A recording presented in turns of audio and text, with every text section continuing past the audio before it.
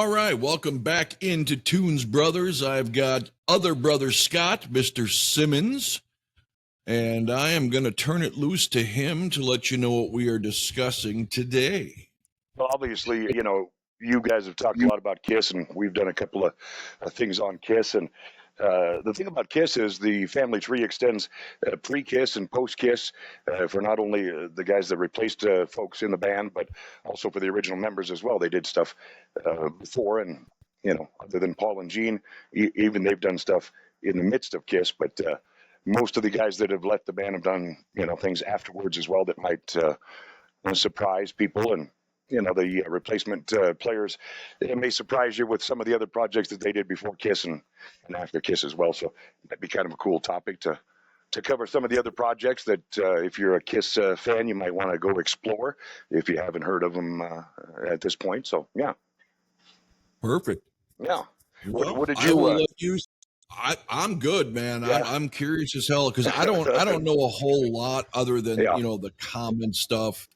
But there's a lot of stuff, pre-Kiss especially. Yeah, there's some surprises in there for sure. Yeah. Yeah. But okay, I will let you take it in whatever order you want. And well, we'll start with the four original members. The oldest first, obviously, Mr. Peter Criss. Pete came into the band as the third member when Paul and Gene had disbanded the epic project Wicked Lester, and he came in the band. But of course, it wasn't his first rodeo. Pete played for quite a few bands before he got to Kiss. As a matter of fact, I think they went and saw him live with the band that he was with, Chelsea, right before he joined the band at some Italian supper club or something like that. And I know they talk about it in some of the documentaries or whatever, but the band Chelsea actually had a record that they released, and I'm not quite sure what label it was on, but there's a full-length record with Stan Pendridge is in that band with Peter, and you can check out some of that stuff online. Most of it, I think that whole record's online. It's been uploaded a few times here and there. So did Peter sing anything on that? If he did, it wasn't necessarily in the Kiss style. It's more of a Dr. Hook kind of kind of a laid back jam band kind of feel, but not necessarily too hippie, not necessarily too Allman Brothers or whatever, but kind of I would say Dr. Hook is probably the closest popular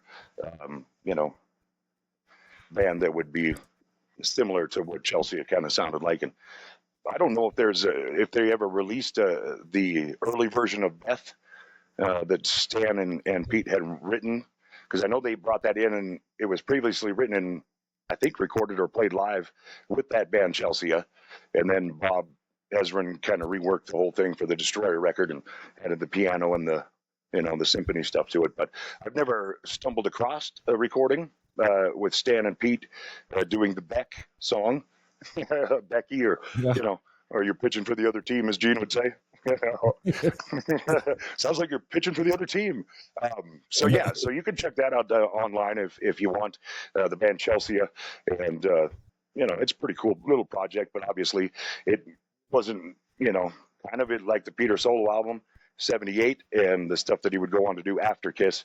Very different than the Kiss style for sure. Ace also had a previous recording as well before joining Kiss. I think his band was Molly Mo, I think was the band, and they did a demo tape at some recording studio. It might have been even Bell Sounds studio where they recorded the first Kiss record. So there's some pictures of him with that band, some actual press photos of that band that they had put together before he would wear the red sneaker and the orange sneaker into a loft on 10 East 23rd Street and get a different gig. So I don't know if that band had Promise or not. I've never heard that demo. I know it exists. I know that there's, some pictures of the actual tape, but I don't think anybody's ever leaked it online. At least as far as I know, I couldn't find anything here in the last 10 days or so. So it was only a demo. It was not a actual release. Yeah, just a demo tape. And again, I think that they were promising, I suppose, again, you had professionals' pictures taken back in 1972, 1970, or I suppose being late 71 or into 72. That doesn't come cheap. Back in those days, you had to hire a professional photographer, go to a studio, things like that. So, but obviously he got the gig that we all come to know him for, and so that was kind of where Ace started. And again, both Peter and Ace had different, bar bands and high school bands, and they changed names over and over again. And you can kind of get to Wikipedia and some of those other places, check out early history, or even some of the books. I know the autobiographies, they discuss a lot of that stuff too. So, but that's Okay. pretty cool. And then of course Gene and Paul, we all know the Wicked Lester project, the Epic project with the mutual friend that introduced him, Steve. Was it Steve Cornell? Cornell, yeah. Yeah. And there was a couple other guys in that band. That one of them actually passed away here in Montana as a music teacher. Brooke Ostermiller was a music teacher on the Blackfoot Reservation up by Glacier Park when he passed away. So yeah, he passed away. Did you ever get to meet him being in You know, Montana? I had no idea he was in there. When I was late in my high school days, I worked in Glacier Park for a couple of summers, a great summer job, and I would have stopped and said hello had I known he was at the high school there. But yeah, so that's kind of neat, But I didn't find out There till is a Wicked Lester album I saw you sent me a picture of. Yeah. Was that an original, or is that something that's been put out post Kiss? No, that's probably a post Kiss or a bootleg of some sort. But that was the original Epic concept. Was the kid on the stoop with the dog? Yeah, that was the original concept. And I don't know if I don't think they ever even pressed anything with Epic Records and even put a package together. I know that artwork had been done, and I don't know if Gene was responsible for that artwork or somebody else in the band at the time. Paul might have had a hand in it too, because he was coming out of the High School of Performing Arts as an artist. So, So and I've heard some really good quality. Yeah, they released a couple different versions of that, over the years. So that's completely going on Paul and Gene's personal demos. And Yeah. So that's Paul and Gene prehistory. They also did a lot of background vocals on a Lynn Christopher album that was recorded at Electric Ladyland I Studios. heard about that, but I didn't know what song or anything. And I think they say, you could pretty much hear them on most of the courses. When she sings choruses, they're just the backup guys. Whereas Kiss will use backup ladies, she used backup guys. There you go. And I think that was the Ron Johnson. Paul had gotten Ron Johnson's contact info at a head shop that he used to hang out at, and so he ended up, creating some studio time for some, voice work and that kind of thing with Gene, and I guess according to Eddie Kramer, they used to just hang out front trying to pick up girls all the time because there wasn't much where it would, sometimes you go in and sing a line and then you're done for an hour and you got to, kind of hang out. So he said they never got lucky, because obviously they weren't rock stars at the time, but they tried awful hard, and Paul would park his cab right out there and they would go in and do studio work and stuff. So I think Gene said in that latest A&E documentary when they went back to Electric Lady that Stevie Wonder was in recording Superstition at the same time that they were working on some of those Lynn Christopher demos and some of those early, Kiss demos. So that'd be kind of cool to be a fly on the wall back then. Just a couple of punk kids from New York City just trying to figure out what the hell they want to do, and going in, singing a couple of courses every now and then, and getting some, some top ramen money or whatever they ate back in 1971 when you were broke. I don't know, but so that's kind of the prehistory, for all the four original Kiss members, and we'll get to some post history as guys exit and enter the band, that kind of thing. So obviously the first replacement player we had would have been Eric Carr, the late great Paul Caravello. Yes. And he came in, as we know, with big fanfare in 1980. He didn't play on the Unmasked record, but neither did Peter. I think Anton Fig handled the actual drum duties on that, and Peter did one video for Shandy, and then they said, we voted 3-1 or 3-0, you're out. So so Paul came in, and of course you can't have Paul, and Gene. So you got Ace and you got Paul, and then they changed it to Eric Carr. So otherwise it would have been Paul, and Gene. Right. But Eric Carr. Even though J.J. Jackson on the MTV Unmasking says that, oh, by the way, this is Eric's first band. Right, because that was the story leading up to the Unmasking, because they didn't want somebody to go pull up pictures of these other bands that Eric was part of, because obviously you would, see the makeup, and they would do the same thing for Vinnie. Oh, by the way, this is Vinnie's first band. He played with 6 or 7 bands before, he got that gig, but again, that anonymity was still top priority with the coin management days. And but Eric had a Sullivan project that I don't know if you've heard the bootlegs of the Rockheads, bootleg stuff of the Sullivan from back in the day. Some of it I had, yeah. A very Beatlesque, very poppy, Yeah. very, you know, yeah. I guess like the Hermits or, you know, any of those other, you know, Yeah. the pop wave in the mid 60s or whatever. He would go on to play with a couple of other bands too in the mid 70s. One that was a disco band, Father Time, Mother Earth, I think was their name at some point, and they would change their name a few times. There's actually a video of him on an evening news program sometime in the mid 70s. They were playing a live show at a disco club, and the club caught fire. And you know, they barely escaped with their lives. And here's a young Eric Carr with one of those 70s porn mustaches, you know, being interviewed as Paul Caravello, the drummer for this band. And, you know, he's excited. And there's still clips of that. You can still find some of that stuff online, even clips of that band playing live. I don't think they ever did an official recording. And I don't think the rock band that he was in at the same time, I think I sent you a picture of one of the rock bands that he was in at the time as well. Yes. But yes. I don't think any official recordings. I don't think any official demos. At least nothing that's ever been released. And you would assume that if anybody was in a band with Eric Carr, you know, in the 70s, that they would have probably capitalized on it by now, and it would be on the internet somewhere, somehow. But Right. yeah, other than just live, there's some old 8mm footage, live performances with he and that disco band. And what was it? What did it end up being called? I can't remember. I don't either. I don't. The Sullivan's the only thing I remember Yeah. name-wise.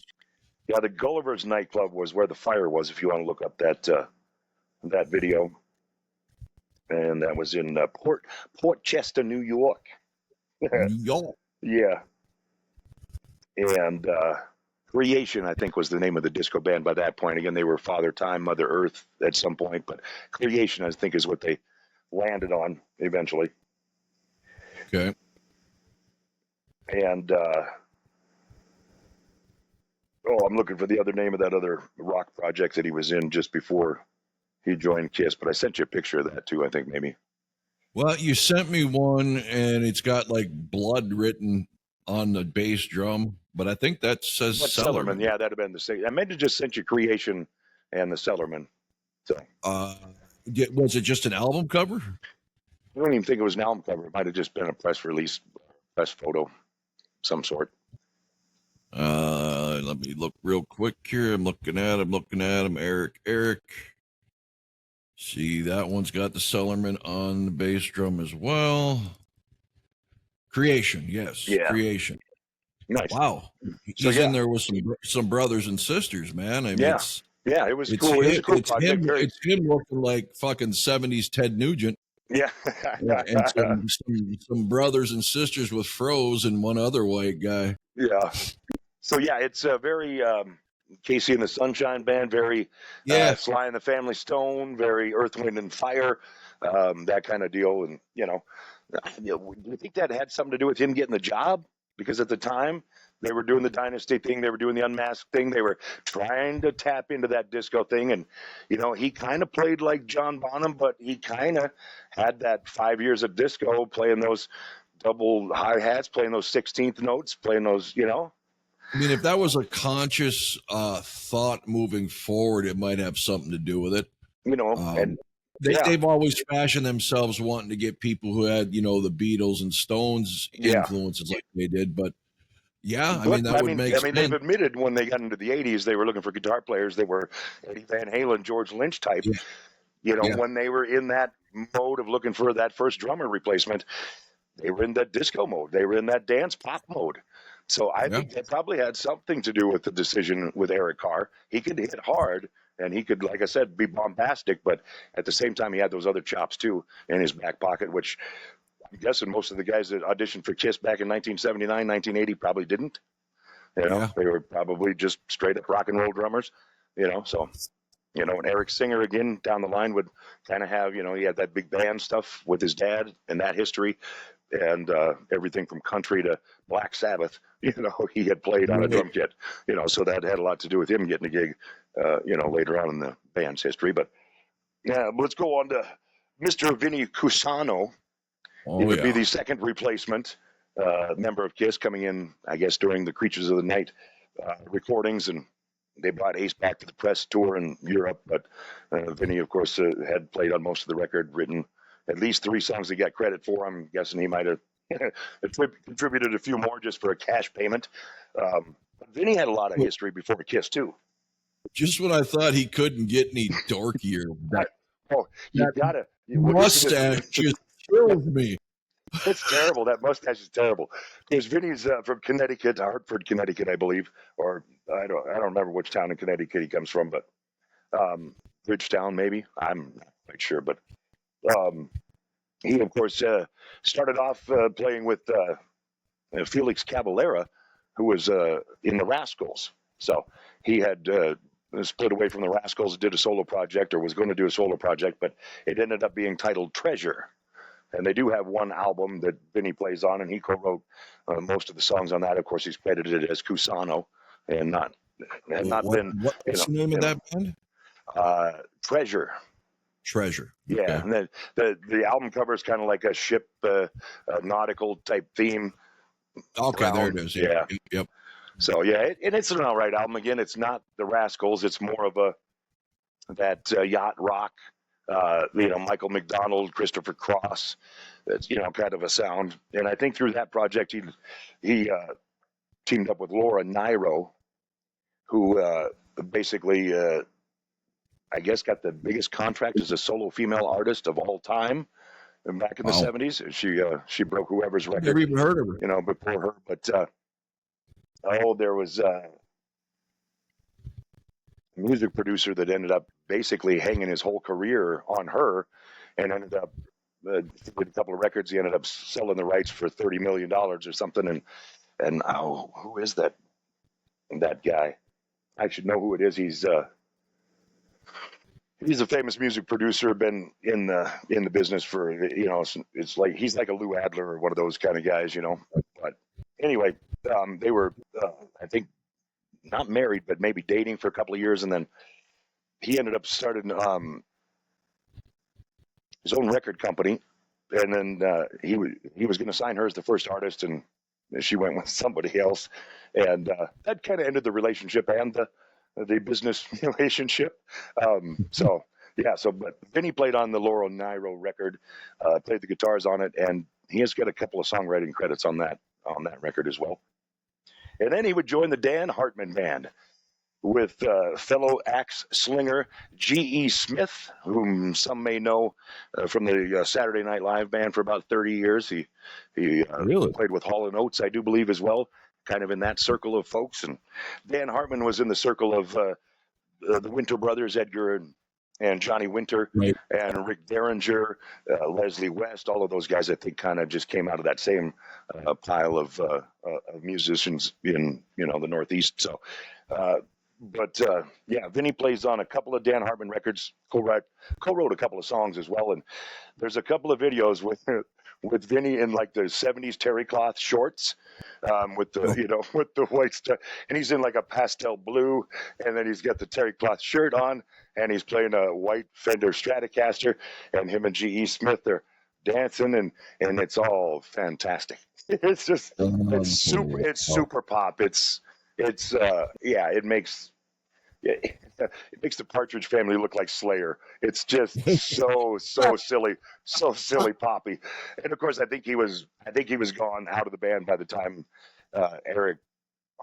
Dan Hartman actually had some hits with like Hungry Eyes, and he would go on to have a couple of hits in the early 80s. But this was in the late 70s, and I don't think he had he was the keyboardist from Edgar and Johnny Winter bands. So so that's kind of where he came from. And then Vinnie did a project with Dan, what's his name? Dan, or not Dan, but the guy that would go on to do the band New England that Paul Stanley produced. Hirsch Gardner. Is it his name? Yeah. Hirsch Gardner? Yeah, he did. Yeah, he did some demo work, and they actually had the band concept developed called Warrior, which Vinnie would later steal all those demos, and some of those would become songs off the first Vinnie Vincent Invasion. Some of them ended up on a John Waite record. Some of those songs ended up on a Peter Criss record, the first Peter Criss solo record. Vinnie's got a songwriting credit there. That was one of the Hirsch tunes as well. That Vinnie just stayed late one day, and Hirsch came back the next day, and all the tapes were gone. So yeah. So I'm looking at that Warrior album cover. Now, that might be a post-Kiss thing too. Okay, I was going to say because it's very Vinnie Vincent Invasion like. It's very Vinnie Vincent Invasion, even with his V guitars upside down at V's. So I don't think that he had. He was playing in Les Pauls and Stratocasters back then. I don't think Jackson was even a thing yet. That would have been about 1983, 80. So but so he just reimagined. But and I don't know. I think that Hirsch might have used some of those songs on the New England record too, that Paul Stanley produced, and I think that goes back to maybe 82, 83. That New England record. I don't remember when that was released, but it was early 80s too on that one. And then Vinnie would also be the main songwriter on the hit television show Happy Days. They brought on a character, Scott Baio, who played the younger nephew of Fonzie. He played Chachi, and Chachi, of course, was an aspiring rock star. And apparently they would just sit around the Cunningham's on-set living room after everybody would go home and just with acoustic guitars and write songs. And I don't think Vinnie ever got any credit for writing any of those songs. I think that it was probably Scott Baio that got the credit for it. I'm assuming it was, again, one of those cash deals. Here's your $1,000, and you never wrote this song. You've never heard this song. This is my song. What songs? I mean, there's an actual Scott Baio record that would date back to about 1981, and I think it's just called Scott Baio. I don't know if it's gotten a title, but when I looked over those songwriting credits, I did not see the name Cusano anywhere. No, so, I mean on Happy Days. What? It had been the first season that Joni and Chachi were together, and he was again started doing the aspiring rock star. And there was only a couple of episodes that final season before they split up to the Joni and Chachi show where there was live performances. Okay. Where like she would show up, and he would be finishing up with the band, and there'd be 30 seconds of a tail end of a song. It was just that. Okay. It was literally 30, 40 seconds, but he actually released a full-length album in the coinciding with the Joni and Chachi premiere on television. And again, I looked over the songwriting credits there. I didn't see Vinnie's name anywhere, but I'm assuming that he, that's how he was paying rent when he went to L.A., which is where he would eventually run into Gene and start doing the writing for, the Creatures of the Night project. So that's Vinnie pre-Kiss, and then he stumbled into the gig of a lifetime and blew it. Now, we all know how talented Vinnie is as a songwriter and a guitar player. I have to think, and I'm sure it's been covered somewhere, the only reason he got that gig is because they were up against it and needed someone on tour now. Yeah. Because certainly you would find out his personality quirks pretty quickly. Yeah. And not to mention Kiss has always been, some pretty good looking dudes, and I get makeup, but even in makeup he looked like a dunce, right? Those big over exaggerated lips, even with the makeup on it, was just what? I don't know. That Ace looked okay with the lips because Ace did the exaggerated lips too, but for some reason his looked okay and Vinnie's just looked out of place. I don't know. The whole thing was just out of place. Yeah. But think about some of the other guitar players. What would Kiss have been like with Richie Sambora? What if Richie Sambora had stepped into that role? He flew in and auditioned. What if Slash, who was only 16 and a half, what if they had said, okay, because Slash is really Ace Frehley-like, and back then I'm guessing he was probably more Ace Frehley-like, with a Les Paul. Very similar guitar. Very similar guitar players. Yep.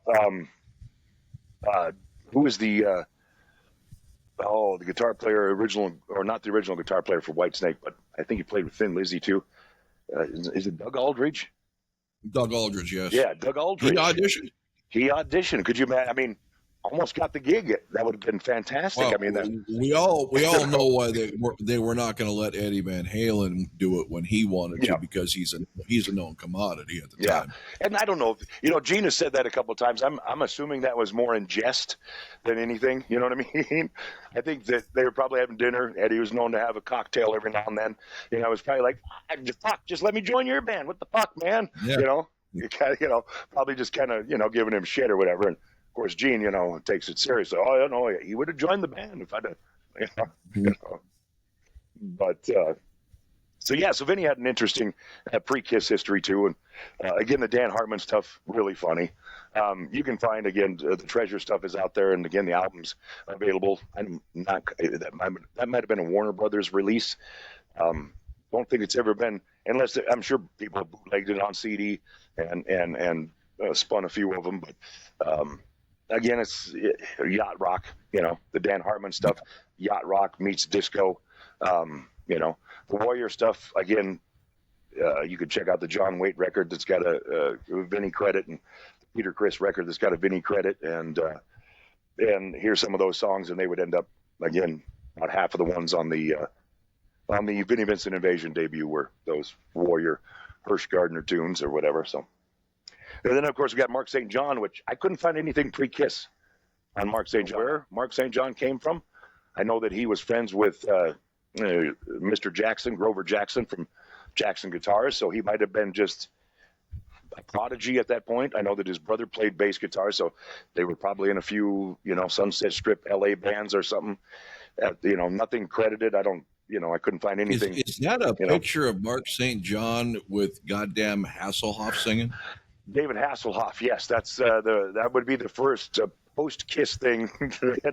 Mark St. John got a signature deal with West Tone Guitars, and I remember seeing West Tone guitar ads in magazines right after he left the band, and then he joined David Hasselhoff for the record. I think he played the guitar on the record, and he's in one music video with David Hasselhoff. I couldn't find any live performances with David Hasselhoff. He is in the background in one video, and it's a 2.5 bar guitar solo, maybe 3 bars, and they flash to him for that 2.5 bars of whammy bar on a West Tone guitar, which he normally played Jackson, but by then he had switched to the West Tone brand, and so that was his first project post Kiss, was David Hasselhoff. So, which is probably the most embarrassing pre or post Kiss, appearance by a Kiss member. I would think that's probably the most embarrassing. But if you're from Germany, you're disagreeing with me wholeheartly right now. So exactly. David Hasselhoff, you can't get any bigger than David Hasselhoff in Germany. So now, is that Mark St. John played with Peter Criss?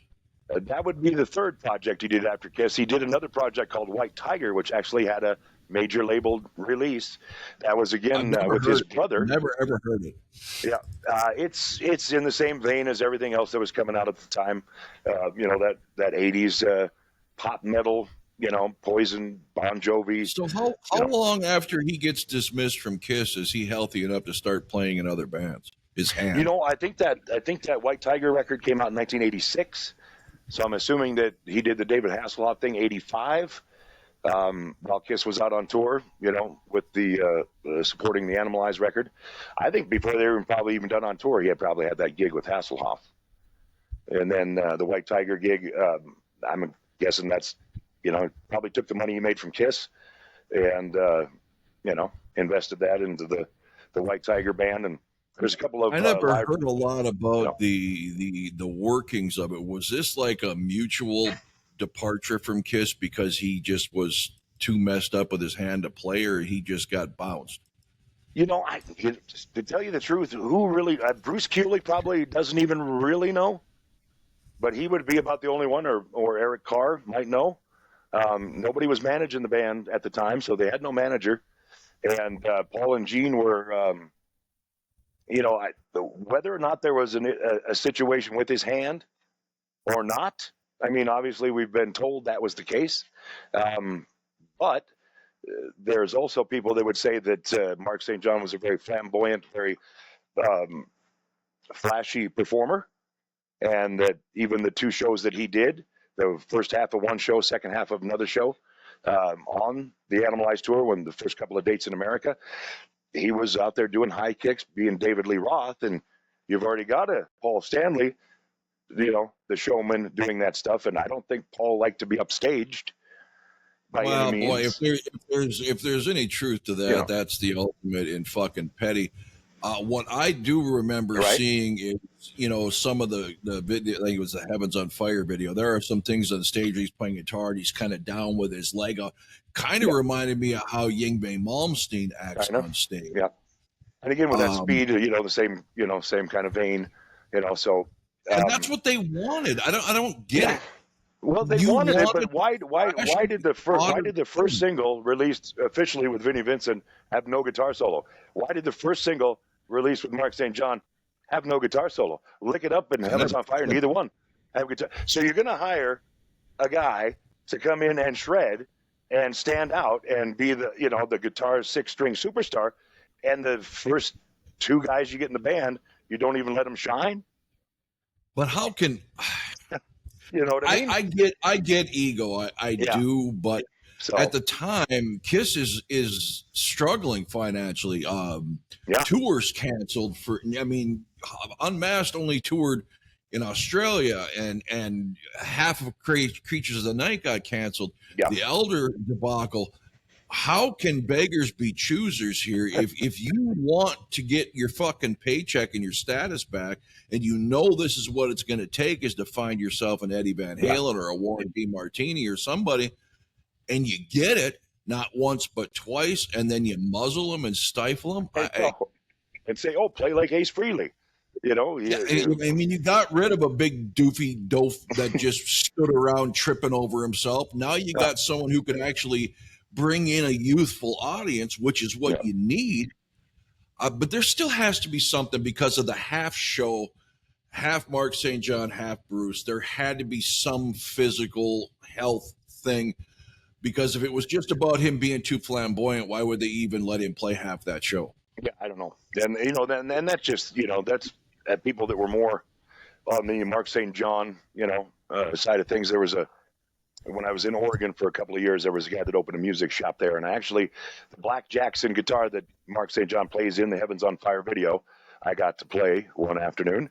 And there was a blue one that he had as well that apparently he never saw any pictures of him with Kiss with that guitar. But and then he had one of the Westone guitars as well that belonged to Mark. And that was some of the information that I got from him. Was Mark felt that he was being kind of sidelined because nobody wanted him to upstage them on stage. But that's, that kind of, and I only met the guy one time. He worked at a music store fairly close to the Rock Walk in Hollywood. I just happened to go across the street and stumble into a different guitar shop that had ESP guitars, and he was the guitar pro there. So, and I'm not saying he's a liar, but I'm saying, either, I'm saying you got three guitarists here: Ace Frehley, Vinnie Vincent. Two of those three for sure are absolute head cases. Yeah, and the thing about it too was, the thing about Bruce Kulick, who we'll talk about here in just a minute, he was so level-headed.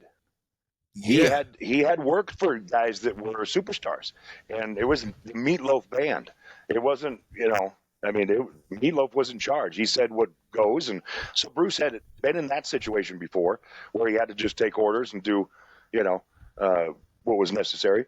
But he also, had played, and created his own music and wrote his own solos and had projects like that too. So those other guys, I think as much as Paul or Gene may have had egos and not wanted to be upstaged, those guitar players were, I'm thinking that they were pretty special in their own mind.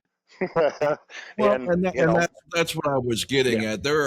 We've all seen it in regular jobs or whatever. You get fired. Oh yeah, he was just pissed off manager because I knew more than he did. Everybody's got a way of spinning it in their own favor. But Bruce Kulick was never guitar buzzled ever. No. He was encouraged, and Paul even, kind of makes fun of him, talking about, well, when he was first here, he's standing there like a tree with a ukulele, a la John 5, and now he's making tracks and moving around. So I don't think I buy that. I know why Vinnie was out, because, I mean, when Paul Stanley has to come up on stage and pull the fucking plug out of your guitar because you won't fucking stop playing a solo, you're on thin ice. You ever watch that Long Beach Arena show? There's a bootleg version of it on there. And it's just, he's out there with that stupid Pink Jackson with his Japanese headband and his, and he goes for like 20 minutes, 21 minutes or something. And then you just hear Paul have the audacity to go off stage and tell Paul, if you ever do that again, what, motherfucker, what? Yeah. So, there was. Yeah, but I don't know who to believe. All I know is a lot of people, like you mentioned, Bruce Kulick came from Meatloaf, big where you do what you're told. Yeah. I get a little annoyed. I just think that Bruce's attitude was probably more. He didn't have a muzzle necessarily, but he wasn't there to be in the spotlight. He was there to fill a role, and as he was doing that and doing it very well, they encouraged him more and more to start stepping out into his own. But it took until, again, you could argue Hot in the Shade maybe, but Revenge really, when Bruce Kulick stepped into his own. And by the time they did those Hot in the Shade shows on that tour and the Revenge tour, even the Kiss stuff that that Ace had played on or Vinnie had played on, he had really found a way. He had his own sections of those solos all the time, but in the first couple of tours, I don't think he really knew what to do with those. You know what I mean? He would play those key signature, phrases to get in and out of solos, and then he'd have his own thing. But I don't think he really got comfortable in his own thing for a few go-rounds there. And, it's something that he had that they didn't have, Mark and Vinnie, and that he was just humble. He was humble enough to say, I don't know. He was a band first guy. Yeah. And that's why I get irritated with these, original 4 Kiss fans and their attitude towards, Paul and Gene were dictators and shit. Well, bitch, go play for Alice Cooper. Yeah. Go play for Ozzy Osbourne. Talk to Jakey Lee about playing for Ozzy Osbourne and Sharon Osbourne. Gillis, if you want to. When you join someone else's established band, you are just that. Everybody wants to think that every band in the world are equal components, all best friends. It ain't like that. It may have been like that early for Ace, Peter, Paul, and Gene while they're all struggling. But once the power structure takes place, and it ain't because Paul and Gene pulled the power, it's because they fucking had to. With the substance abuse, the partying, the not showing up, they were forced to become Paul and Gene. Yeah. It's my Kiss. So anybody who comes after, they've been there, done that with fuck ups. They're not going to let that happen again. It's going to be my way or the highway. That's no different than any job you're at. You're not going to go to work for any company and tell management how shit's going to go. Yeah. You're just not. Yeah. Last month we had a guy come in to apply for a job, and he was telling us all the things that were wrong with the radio station, and he's got the plans on how to fix it, and and the general manager's just like, she doesn't want to talk to the guy. He calls once a week, and she's told him a couple of times, no thanks, we're fine, we're doing good, we actually need a body, but we don't want a body that's going to take over. Nobody wants a fucking consultant. Yeah. Consultants are brought in, and people, regular employees, just groan because they know they're going to fuck everything up and not have a clue what they're doing in the process. Yeah. And Vinnie Vincent was not hired to be a consultant. And Mark St. John, Bruce Kulick, Eric Singer, Eric Carr. Yeah. They were brought in to play a fucking instrument and do a job. Yep. That job was run by the co-founders of the band, which, by the way, still was Paul and Gene, not Ace or Peter. Ace or Peter, they can say that they were original found. No, they weren't. Yeah. This was Gene and Paul's brainchild, and they brought Peter and Ace in. Yep. Luckily for them, they were equal partners back then. But Paul and Gene could have been sticklers right from the jump because it was their fucking deal. Yeah. You All know, right. and All I right. don't know, Peter didn't really contribute. I mean, his voice is fantastic. I think his drum style was fantastic for that original lineup, but those songs were written by Paul and Gene. Yeah. Ace had 3 or 4 scattered on the first Well, few records. Wicked Lester. I mean, they brought songs in that they wrote long before they knew these Yeah, guys. yeah. So, I mean, without that songwriting, it'd have been 3 records and see ya, you know. Well, and But, everybody wants to jump on Parasite and Cold Gin. That Ace wrote those songs. Okay, are they the biggest Kiss songs ever? Not even fucking close. no. Stop acting like Ace Frehley's the greatest writer on the planet, people. Yeah. He's not. And Vinnie he does well. I mean, Vincent. he does well. I mean, I could probably put a compilation together, 25 really kick-ass Ace Frehley songs off all the Kiss records, off all the solo records. There's probably 25 really fucking good rock and roll songs. And he doesn't play any of them when he goes out and plays his show. What are you doing? Yeah, Getaway. What are you doing? Yeah, exactly. I just watched the guy. You're playing Shout It Out Loud? I mean, yeah. Why? Did you watch my Rocktember review of that fucker? Yeah, I did. Yeah. Okay. And again, and Ace, God love him. When he wants to, he can do, like you said, the first couple of impressions. He can be that guy if he wants to, or he can be the other guy. Yep. Yeah, it just goes downhill. Yeah. But, and you wonder, fans, why Paul and G. Say what you want about Kiss with Eric and Tommy. Oh, it was so scripted. The shows were the same every time. Well, understand, first of all, this isn't Alive to the gatefold where everybody was standing in the spot they're supposed to not get torched while they blew everything up. Yeah. These shows have to go off with all the technology, all the pyros. It has to be a tight ship. Yes. You can't get Ace to be on time 2 fucking days in a row. You think he's not going to be the next Michael Jackson and get blown up by something because he's standing in the wrong spot? Yep. I mean, there is so much that goes into it that when you got that, I'm just a rock. Oh, they don't know what a rock star is. Drugs and alcohol, rock star party. It's just rock and roll. Gene and Paul never wanted to just jam. Well, no. Because the lighting rig is synced up to the performance. The pyro rigs are synced up to the performance. You start just jamming, you go an extra 6-7 minutes on a tune, and what's the lighting guy doing? He's going, what the fuck are you doing? This isn't on my fucking sheet. And the sound guy's going, what the fuck are you doing? This isn't on my sheet. You know, and it's all pre-programmed. Yeah. It's not like going to even going to the Kiss for, say, Creatures of the Night or Animalize. Yeah. There were guys up in the rigs, with spotlights back then on the catwalks and fucking everything was as you need to do. There's countless through the 80s, countless videos, whether it's Skid Row, Guns N' Roses, whoever, where they'll get on the mic, hey, spotlight over here. That was all on the fly, and that was fine then. Now everything is pre-programmed. Yep. So if one fucking thing is off, everything's out of time and out of sync. You could not like that, and that's fine. But stop blaming Paul and Gene because they're not rock and roll and it's all just a scripted show. Yeah. It's called entertainment, people. Yep, and I don't know if you've ever programmed MIDI sequencers and how to connect all that stuff together. It's not just a couple of seconds and it's done. I mean, you're going over, especially if it's triggering lighting, especially if it's triggering any movement on stage with the rigging, things like that. It's all got to be programmed. So you can't just go, hey, we're going to play this different song tonight. You'll go ahead and program the entire, backdrop, the entire presentation, the entire production. Can you go ahead and reprogram that this afternoon? Because we're going to maybe toss in and to their credit, when they do the scaled back shows, when they do club shows, they do the cruises, things like that. They throw in shit because it's more of a loose type feel.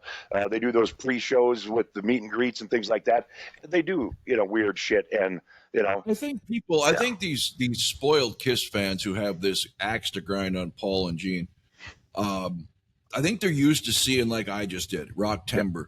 Or going on a casino circuit to see Winger or Firehouse or something, where it's just a bunch of guys who showed up on a plane last minute, plugged into the house PA with their instruments, and they could just fuck around. Yeah, really pay it. Go to a Rob Zombie concert or an Ozzy concert or even a Motley Crue concert. Go to these established major acts, Def Leppard. Yeah. That shit they spend 2 days usually on that shit, getting that stuff synced.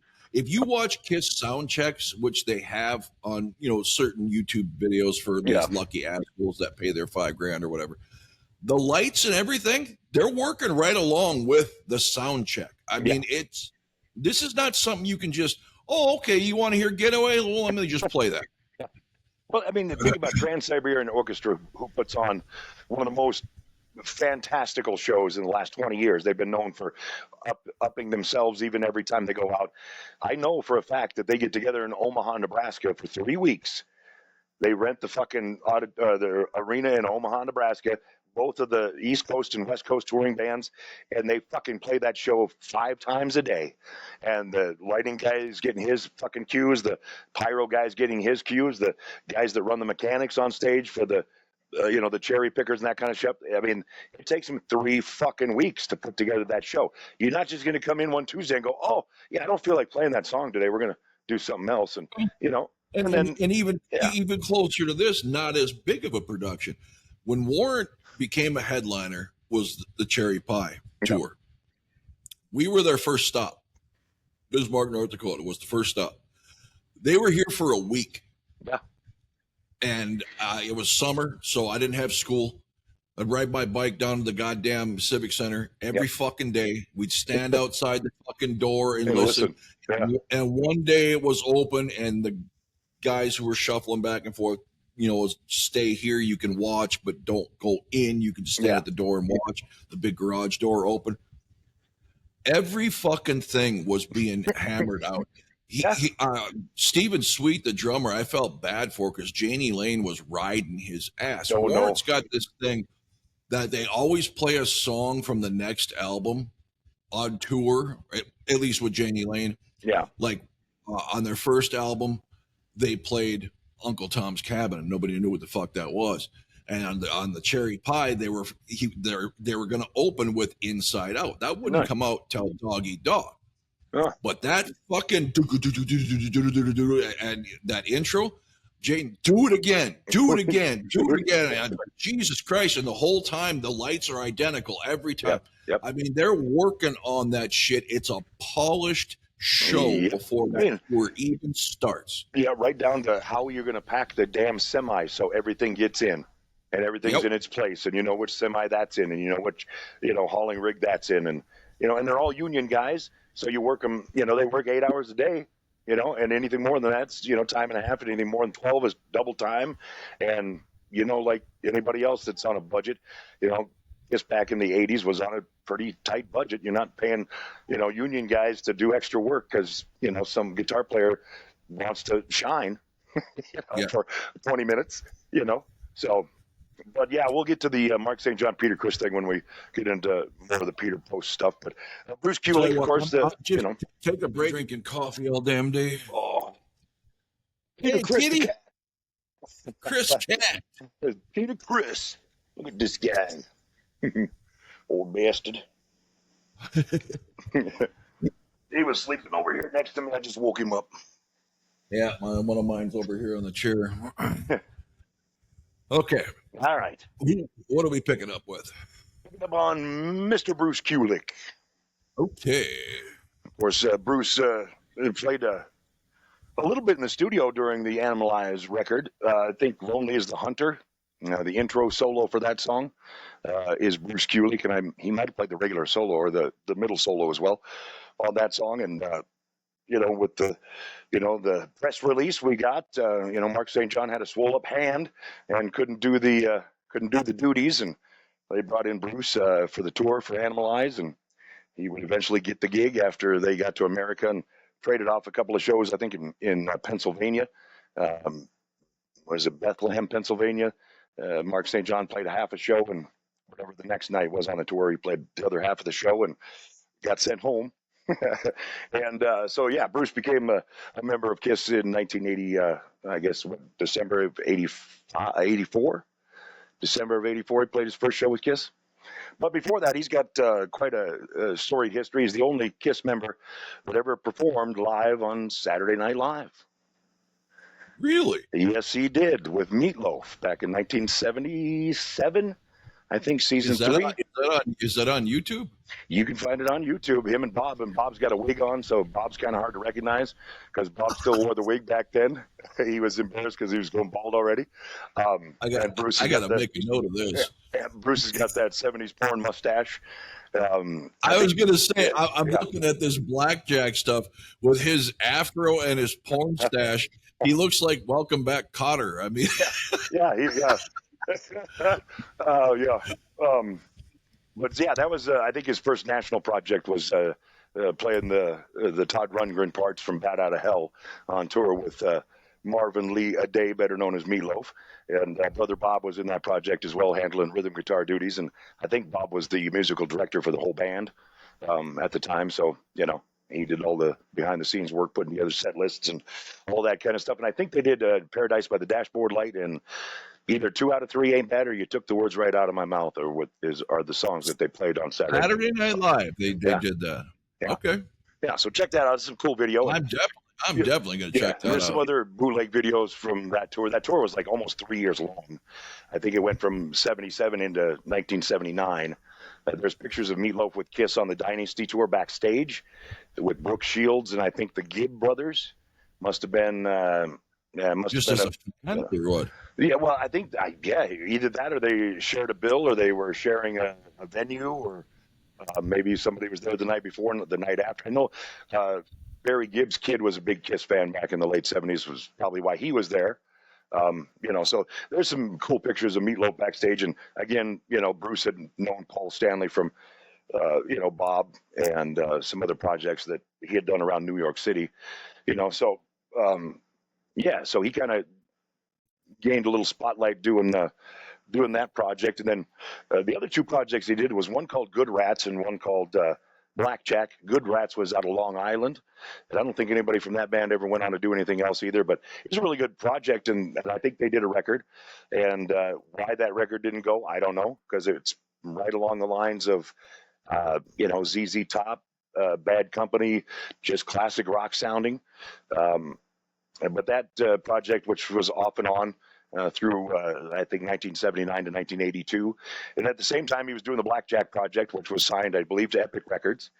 And they did 2 records, Blackjack did, with Michael Bolton, which sounded very Doobie Brothers, very Michael McDonald, a little more rocking, than Michael McDonald would do a solo album. Michael Bolton was kind of hard rock before he was. He's really that Michael McDonald voice, And his name was Michael Bolton at the time. He had an extra O in there.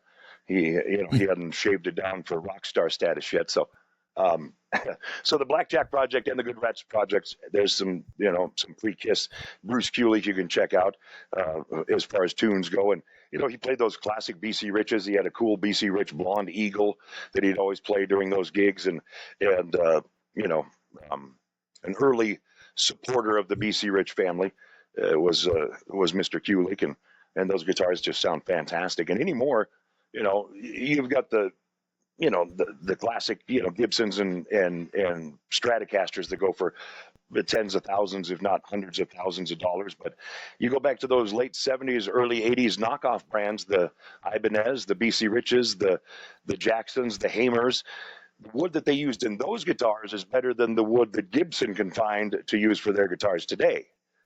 You know what I mean? And some of that. I will tell you this: as a guitar player, I had a Les Paul. Yeah. Gorgeous black with gold hardware, and I loved it. I did. Yeah.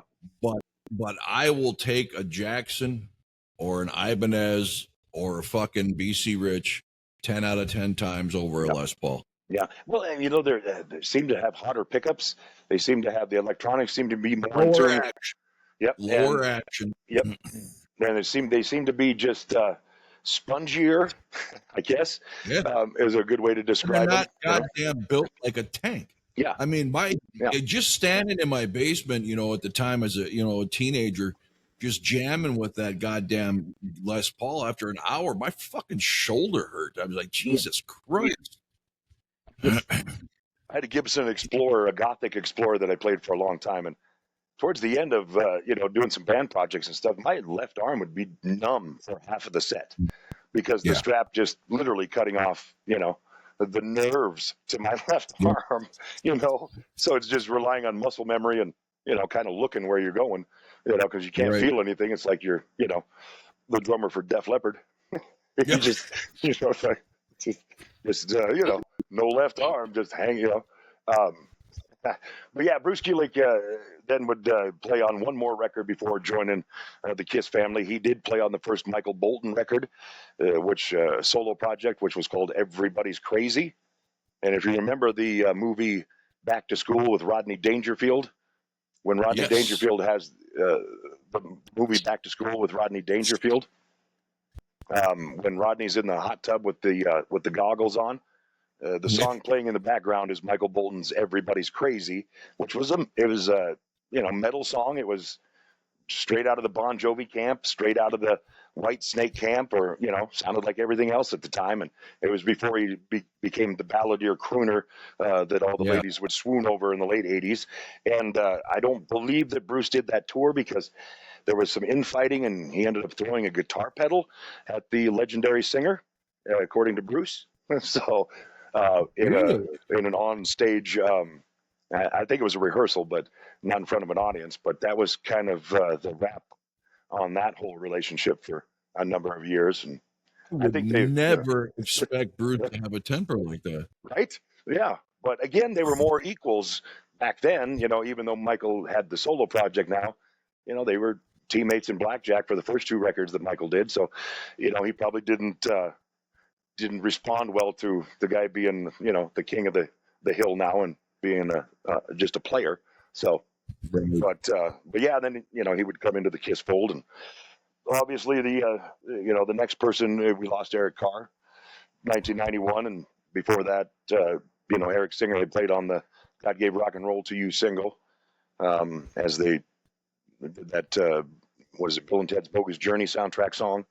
Kind of giving Bob Ezrin a test run to see if he'd hung up the cocaine yet, because he was a little whacked out the last project that they'd, teamed up for, that Music from the Elder thing that, bombed in 1981. So it was kind of a test run for both Bob Ezrin and for Eric Singer, I think. I think Eric had come into the fold with Kiss, playing on the Paul Stanley solo tour, 1989. And there's some great bootlegs of that. I think I got the Toads in, is it Hartford, Connecticut, maybe? Toads, the club. I've got a bootleg of the Paul Stanley solo tour from Toads. And again, Bob Kulick on guitar for that tour. I'm not. Hold that thought. All right, back in a little technical difficulty. What you were saying something about Eric Singer. Yeah, Eric Singer played with Paul Stanley on the solo tour in 1989. Yeah, I know that, but I thought it had something to do with Bruce and Michael Bolton, but no. No, I don't think so. Okay. No, I mean, Eric would go on later on after the Carnival of Souls thing to do a project with Bruce, the Eric Singer project, but I don't think anything ahead of time there. But as we get into Eric Singer, he's got a pretty storied history pre-Kiss as well. Lita Ford, Black Sabbath, Gary Moore, Alice Cooper, just to name a few. And again, I'm not quite sure. You'd have to dive in deep, you'd have to dive in deep and see what albums and which tours he played on for those folks. But the big project before Kiss was the Badlands project with Jakey Lee. And that all kind of came apart at the seams after the first record, when the singer was basically inflicted with AIDS and was basically going around, spreading the disease, basically. Which is one of the reasons that the second record never got released, and everybody was forced into non-disclosure agreements and things like that, and surrounding that. And I know that Jakey Lee's talked about it a little bit as far as how that whole thing went down. And I think Eric Singer had exited the project before it all just kind of blew up. But I do believe he played on the second record, and there are bootlegs of that online. Never made an official release for that record, but there are some copies of that you can check out online. And I thought the second record was better than the first record had it been released, and if things could have stuck together with that band, there would have been, probably 2 or 3 projects before the grunge thing would sweep everybody out the door. But the producer Paul O'Neill. So the singer knew he was doing this? Yes, yeah, he was pissed off that he got it, and yeah, he was. And I don't know if some of his victims' families may have sued him at some point. Well, at the time you could go to prison for that, because that was basically like manslaughter or attempted murder or something. Yeah. So basically, that the small tours that they did, or small shows that they did after that first record, he was made it a point to spread the disease, I guess. Do his own unbeknownst version, to the rest of the band. Did they know? I don't know, but I know the producer knew, because the producer was Paul O'Neill, who would end up creating Trans-Siberian Orchestra with the guys from Sabotage, and he was working with Jakey Lee at the time. And Paul O'Neill actually blackmailed the guys in Badlands, basically saying he was going to go to the record company and tell them what Gillan was doing, and so that's kind of how that all fell apart. So Jakey's got some pretty big resentment towards his former singer and the former producer for the band, and he thought he was kind of held hostage in that whole situation, and not a good situation to come from. But of course, he would land the gig in Kiss for the Revenge album after doing the God Gave Rock and Roll to You single that Eric Carr played in the video with a wig on, because he had lost his hair from the chemo. But that was his last performance before the sticks would be handed to Mr. Eric Singer. And again, he had some big band experience. I think his dad was a big band musician and band leader when he was growing up. So once he was old enough to start handling some of that work, I'm sure Dad probably didn't have to pay him as much as a normal contracted drummer to go, do those gigs and stuff like that. And he would use that later on with the Soul Station project too, with Paul, and kind of have those chops in his back pocket or whatever. So he's definitely the most well-versed and polished drummer in Kiss's history. And very flashy too. Sorry, other Scott. I know Eric Singer is your idol for drumming, Carr, but rather. Scott's a Eric big Carr. Carr, but I will go to bed sleeping very sound, saying that Eric Singer is the best drummer this band's ever Now, had. had I not been a privy to Eric Singer for the Revenge tour, for the Kiss MTV Unplugged, for all of that stuff, I would disagree with you, because once he had to put the makeup on, and again they toned him back and said, he became Peter Criss. You're playing the Catman role now, and you got to stay a little more true. And he still has some liberties with those songs, but not like Alive 3. I mean, Alive 3, you hear those little mini cymbal crashes in between. There's stuff that's just double bass is gone with the makeup. Everything that makes him as phenomenal as he is, and I will go. To me, my top 3 drummers of all time are Eric Singer, Blas Elias, and James Kotek. Yeah, James was. I saw James with the Scorpions a couple of times, and he was just. I saw him on his first tour with Kingdom Come. Motherfucker literally would throw drumsticks so fucking high you could see him go over the light truss, come down, and just catch it and keep playing. And Blas, I just saw Blas at Rock Timber, still just effortlessly. He twirls a stick like he invented it. Now, who does nobody he play for does now? It. He was playing for Stephen Pearcy. Oh, okay. Because doesn't he do Vince Neil solo gigs too? He does Vince Neil, and he also does a lot of work with that Raiding the Rock Vault in Vegas, where it's a bunch of musicians get together and jam every week. Does he do a Slaughter still? Once in a while he'll fill in with Slaughter. Yeah, nice. He's a great fucking guy. But those 3 drummers, when I say the greatest drummer of all time to me, or my favorite, and what I think are the greatest drummers, I'm not talking about, these jazz drummers or these people that Peter references and all this. I'm not a drummer, right? And Neil Peart's off-time stuff he gets praised for gives me a headache. It's confusing sometimes. I'm talking as fucking entertainers. It is so hard for a drummer to be part of the show when you're pushed back. They make it to where it's impossible not to know it, to the point where you're kind of trying to look around the singer to just watch what the drummer's doing. Yeah. Those three fucking guys are And they don't- absolutely in a league of their own. And they don't have to throw a drumstick at the back of the guy's head to get him to move out of the way, right? Yeah. Peter Criss, yeah. Yeah, Brent Fritz is really good too. That played with Union, and he's a really good drummer too. I've seen him play with a couple of guys, and he pulls it off very. You know, you got Tommy Lee too. I mean, you know, whether or not you like Motley Crue, I mean, that guy was fucking entertaining. You know, He was very and the entertaining. mechanics of the entertainment were probably better than his drumming. You know, the fact that he was going upside down, or he was doing twirls, or he was, you know, riding a catwalk across the arena. That's the other half of the equation, because to me, Tommy Lee, yes, he was entertaining, but he was a very average rock drummer. Yeah. Kotak, Bloss, and Singer are phenomenally versed in all types of music. I mean, Kingdom Come had some of the heaviest blues you'd ever hear in your life. Then he goes on to Whitesnake. I mean, these guys could do everything. You just talked about Eric Singer's big band. I mean, these guys, I mean, Bloss still does drum tech things online that I watch. They're professional drummers and entertainers, where Tommy Lee's just an entertainer. That's the way I've never heard anything special coming from Motley Crue as far as drums go. No, I mean, pretty straightforward, you know.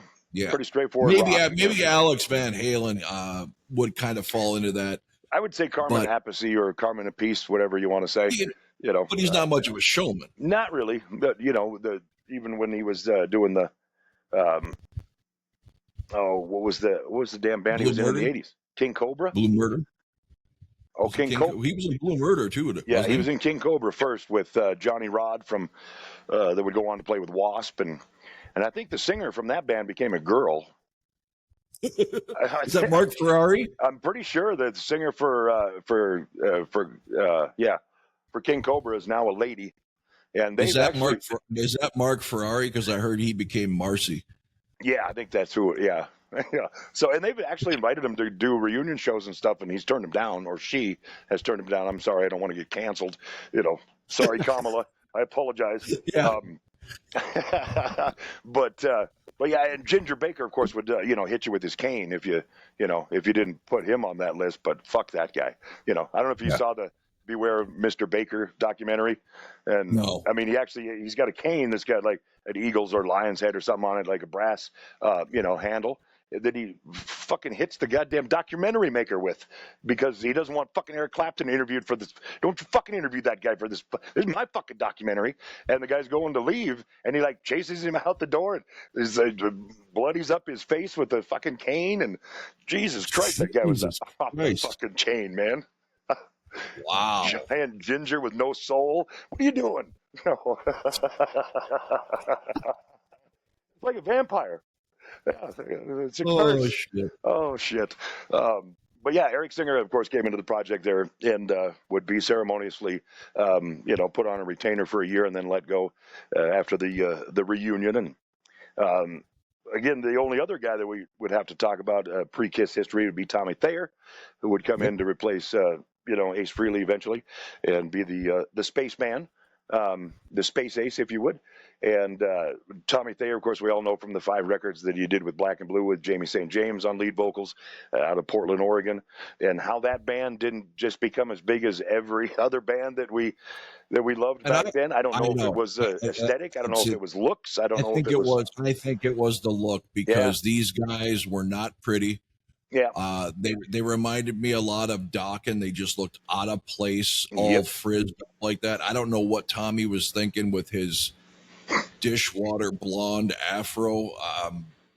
I had heard that he wasn't the first guitarist, that there was actually one before him. I think there's been one since, because they've reunited a few times without Tommy Thayer when he was doing the Kiss thing. Yeah, and I just saw him. So, did you? They were at that Rock Timber.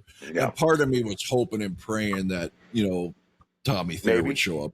I know that he was putting together a museum for his dad, who was a brigadier general in World War II. And there was he was doing a lot of philanthropy, which is a big word like gymnasium. In Oregon, raising money for, I think they were looking at $12 million to build a World War II museum in honor of his dad there in the Portland, Oregon area. So maybe he's doing that kind of stuff now, or And he basically runs all of Kiss's promo shit And I don't know if he's got anything to do with Kiss Online at this point, but he did a lot of stuff with the online website and stuff too. But again, the Black and Blue Project. And then the other time that I saw Tommy Thayer play before he was in Kiss, he was dressed up like Ace Frehley. And he was playing in a Kiss cover band called Cold Gin, which was one of the cover bands that was on the Unplugged tour that they did in 1995. And Jamie St. James was in that band as well as Peter Criss. Really? Yes. I can tell. I can tell looking at that picture. Now, when you look at that picture, you can see it. Yeah. Yes. So, and he's fantastic with the Peter Criss vocals, and that band was fucking on fire. Spiro Papandatos played the Gene Simmons role at the time that I saw them, and he was the guy that would, I think he was on that 70s show as Gene Simmons one time.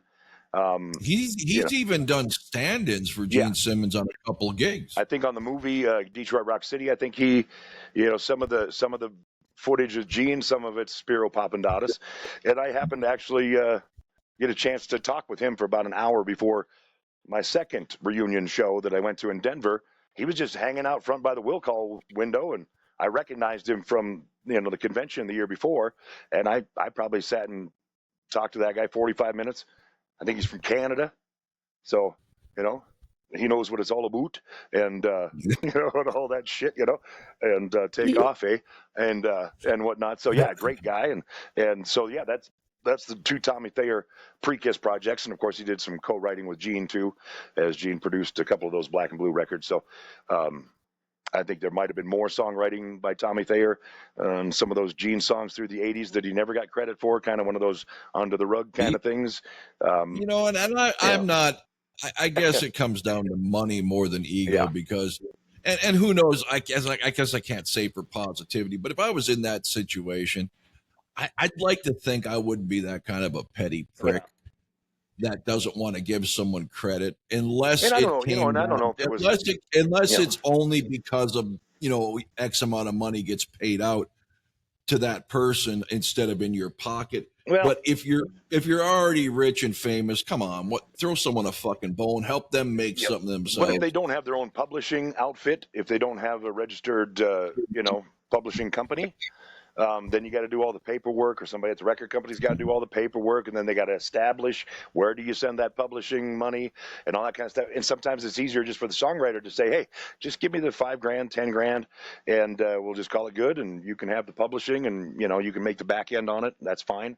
How many of those people probably regret that? It depends on how big the record was. When you're co-writing a Kiss song, it's going to sell 1 million copies. That's a pretty good paycheck for a while. But what do you think? What do you think Desmond Child is actually worth, since he basically wrote everybody's songs in the 80s? Oh, my God. That guy, including goddamn Slippery When Wet, probably the biggest album in the 80s. Yeah, Bonnie Tyler stuff. I mean, how big was Bonnie Tyler in 1983? Total Eclipse of the Heart and all that. Jim Steinman shit. Who actually did You Give Love a Bad Name? Exactly, he's a woman and she's a man, or something. Does. He looks like a woman and she looks like. I don't remember what it was, but it was good, and it sounded just like it. Except the guitar parts played on a keyboard, so the dun dun dun dun dun dun dun dun, and then but the melody, everything, just the words are different. But and I'm not taking nothing away from John and Richie, but no.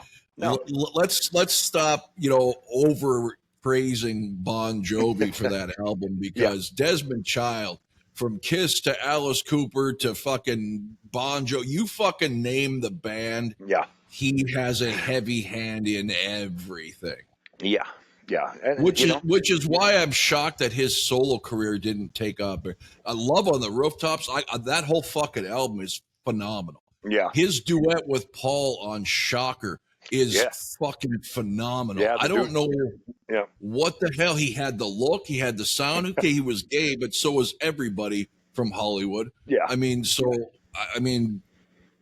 know. I don't get it. I remember getting that Shocker soundtrack. They were giving it away at a record store for free because they'd just gotten a pile of this promotional product for this movie release, and nobody was buying them. So we just happened to be in a record store one afternoon, and they were like, here, and had no idea. Take it home. I put it in, and that first scream on that record is Paul Stanley. and you're like, what in the fuck?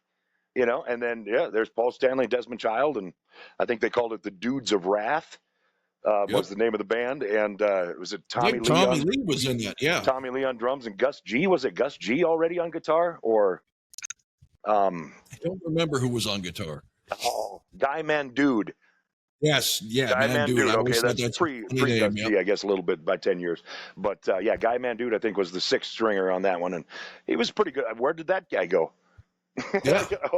That was a killer guitar riff on that song. Yeah, Shocker. yes, but just a surprise for me because, again, back before the internet, back before everything was notifications to your cell phone and you don't miss a beat, that kind of stuff just would come and go. And if you got lucky enough to hear about it or know it or somebody brought it to your attention, fine. And obviously, back then, I don't know if soundtracks came out first. I don't think so. So I had seen the movie, and immediately I hadn't seen the movie. So either they played it in the credits or somewhere in there, Shocker was on there. Yeah, and like that. I mean, Paul Stanley is my guy. As soon as I fucking heard a tenth of a second, I'm like, holy fuck! Yeah. I got to buy this album. Yeah. So that was just kind of a surprise for me, that project, But yeah, that's pretty much all of the pre-Kiss history for all of the pre-Kiss members, and I think we've gone on for about a day and a half here, so we could do the post-Kiss history at a future time, which would be fantastic. That would be perfect. You know, there's a lot of Peter Criss stuff, including a project with Mark St. John that might surprise some people if you don't know all of the Peter Criss post and again pre-Kiss history before the reunion. There's some cool collaborations with Ace Frehley, with the Frehley's Comet, and the guys from Skid Row appear on some of the stuff, and so there's some cool stuff there. And again, with Eric and Bruce post Kiss, there was some cool projects that happened. So, and even Gene and Paul in the midst of Kiss, like the Dudes of Wrath, certainly a project. The production credits and things like that we can cover as well on a future episode. So. Absolutely. But yeah, go check out the Dan Hartman, Vinnie Cusano video. I'm going to check out a lot of this stuff. That'll be good for a laugh. Check out the only Kiss member ever perform on Saturday Night Live. They did a couple of Kiss. That's the one they did a couple of Kiss spoofs. They did a couple of Kiss themed comedy sketches. One of them being the doctor that was showing up backstage to the Kiss concert because he had the goods. And I think that was John Belushi that had a Kiss satin tour jacket on. And he's like, no, man, they're expecting me, and he's at the back, and they're checking ID and stuff. So, and I don't know if they're actually playing a Kiss song in the background. They might be playing Rock and Roll All Night in the background of that TV sketch, but it might just be some canned, production music that sounded like it kind of in the same vein. I don't know, but it's been a long time since I saw that Saturday Night Live sketch. But yeah, Bruce Kulick, the only performer that would be in Kiss that played on that stage. So that's kind of a cool thing to check out, the Meatloaf project. And again, you got to watch the Mark St. John, David Hasselhoff video for the 2.5 bars. Literally, most of the time, at least you get 8 bars for a guitar solo. He got 2.5 bars for a guitar solo. Just like, all right, we're only gonna give you 2, but you get 2.5 because you were in Kiss. I don't know how that worked out, but yeah. Outstanding, man. Your knowledge just never ceases to amaze me. It's always great. It's just part of the thing. I gravitated towards reading the liner notes and putting things together and you're in the business where you're going to hear more than most people. Yeah, the whole incestuous nature of the metal and hard rock scene, and band members coming. I mean, if you take Kiss, maybe Black Sabbath or Ozzy, and Alice Cooper, you could pretty much 3 degrees of separation from any other metal rock band that's ever been or ever will be. Just from the players that have come and gone through those 3 bands. There's a lot of connections there, but yeah, some fun stuff worth checking out. And again, if you want to check out Eric Carr, after the fire at the nightclub there in New York when he was with Creation, there's some old news clip stuff from that stuff and so fun. Well, I will look forward to the post-Kiss projects. Yeah. And Mr. Scott Simmons, thank you for coming on again. And until next time, everybody, thanks for watching.